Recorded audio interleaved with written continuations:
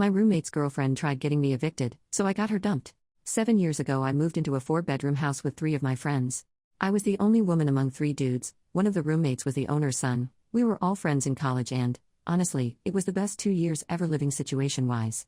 We all had different work schedules, and because I worked the earliest, 6 a.m., I had the only downstairs bedroom. My friend, let's call him Jay, who worked night shifts and got home at 4:30 a.m., had the room above me so that we didn't wake each other coming home. During the week, Jay and I would eat breakfast together before he went to bed and I went to work. We had a jar in the kitchen we all would throw spare cash in, like $5 or $10 at a time each. That was for common groceries like milk, eggs, basic bread, and occasional house meals and beer, because we were in our early to mid-20s. The rule was always that if you used the last of the common use stuff, you'd take from the jar to cover the cost and grab it from the store ASAP. When we grabbed pizza or I'd make a meal for everyone, we used the same fund. This all is very important. About 5 months into the living situation, Jay met Karen and started dating her. He brought her to one of our game nights to introduce her to us to get a feel for how she'd mesh with us, and all was fine when she thought I was only the girlfriend of another roommate. Because we were playing in the dining room right by my room, Karen saw me go in that room to grab a sweater early in the night. Then she saw my roommate, the one she assumed I was dating, go upstairs to grab his phone charger. The entire vibe changed and she started to ask me who I was dating. She was floored when my roommates confirmed I lived there. I had my own room, and I wasn't dating any of them. She saved face, said she was just surprised I'd want to live with 3 men, and we moved on. Cam, the owner's son, and I were the only ones that realized Karen saw this as a problem. After that, she started coming over right after I got off work and only leaving when Jay went to work. If I came out of my room to the living room, she'd ask why I was out there. If I was going to the kitchen, she would remark that I was being disrespectful to her and Jay and interrupting their time together. If I was talking to Jay when she got there, she'd practically grind on him and shove her tongue down his throat. She even complained that I was ruining the mood for doing my laundry. Jay had made it clear that he knew she was being a problem and had started pushing for them to just chill in his room. Unfortunately, she used the opportunity to make some of the worst adult film imitation noises any of us other roommates had ever heard. We laughed it off and just left those 2 alone. After a couple of weeks, she had gotten drunk before Jay went to work and we insisted she stay in his room and sleep it off. I literally brought her food and Tylenol because this girl was going to feel like hell in the morning. The next morning, Jay came home and started making breakfast for me and him when Karen came down and just started screaming. She woke the other 2 roommates up. She accused Jay of cheating, accused me of having relations with all the guys, then made the dumbest statement possible. She demanded I pay Jay back for the food he was wasting on me. Cam literally grabbed a $5 from the jar and slapped it in Jay's hand. Cam and I had a come to Jesus talk with Jay. We both told him if she couldn't deal with me living there, then she could no longer come over. Jay asked for a week to figure things out, trying to claim she was just caught by surprise when she saw him making me breakfast and not thinking clearly.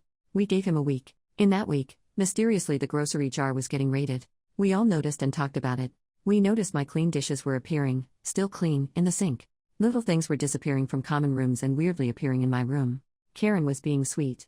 She was not exactly covert. Cam and I knew she was sowing chaos but, being curious where this was headed, we just watched. After a week, Cam gets a call from his mom asking if I had been going through something lately.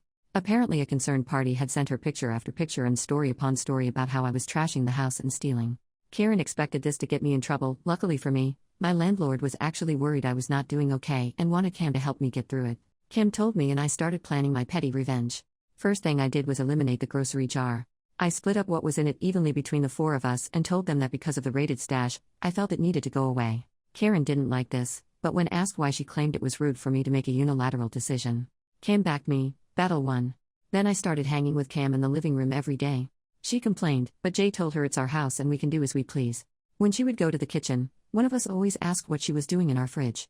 She stopped going in our fridge after 2 days. The weekend was here and we knew Jay had an extra overnight shift and Karen was planning to stay in his room so they could hang out the next day. Cue my biggest petty move ever. Just a little information. Cam and I met in college where we both studied theater.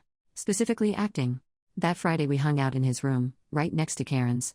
We made a bit of a show when Jay left and acted like he could not know that Cam and I were hanging out alone in his room. This caught Karen's attention. We started shaking the bed, 2 nerdy people hip thrusting the end of the bed to give the illusion that the spicy thing was going down is quite awkward but oh so entertaining. Within minutes we got a text from Jay asking what we were doing. Cam replied playing video games. After 10 minutes, we stopped the bed shaking and actually did play video games, on mute. When Jay demanded a FaceTime session, he saw exactly what he needed to see, me beating Cam in Mario Party. We cycled through this for a few hours. After a while, we decided to put the finishing touches on. We made a big deal about me needing to go to my room before Jay got home, and Karen took the bait. We could see the little bit of light being cut off in the slightly open door by her watching.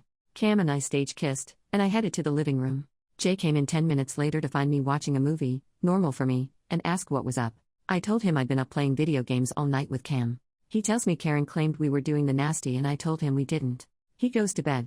The next day Jay calls a house meeting without Karen. He tells us she's making claims of us having a relationship and hiding it from him. We say she's full of it. We tell him about the frame job she tried to pull, how she went to Cam's mom to get me in trouble. Jay asks our other roommate if he heard anything from the bedroom. Bro doesn't even flinch and says I heard, me, calling Cam her beach and the usual Mario Party shit talk. They weren't banging. Jay asked about the grocery jar. We all told him we suspected Karen. The next day he broke up with her for trying to turn him against us. He called her a liar and a thief. A few months later he dated another girl, she was awesome and they're married now. I was a bridesmaid. But the absolute best part, Karen being one of the waitstaff and seeing Cam with his wife and me with my fiancé, telling them the story of how we once dry humped a mattress fully clothed to get back at a thief. Yes, Jay knows the whole story, and he didn't mind at all. To address the reason Jay wanted to know if we were actually getting funky, he is the kind of dude that hates useless secrets. If Cam and I were hooking up, he'd be fine with it. If we were hooking up and actively hiding it from him like we couldn't trust him, he'd have an issue. That was why we played hard into the Jay can't know part, though Cam says Jay secretly wanted us, Cam and I, to get together but nah.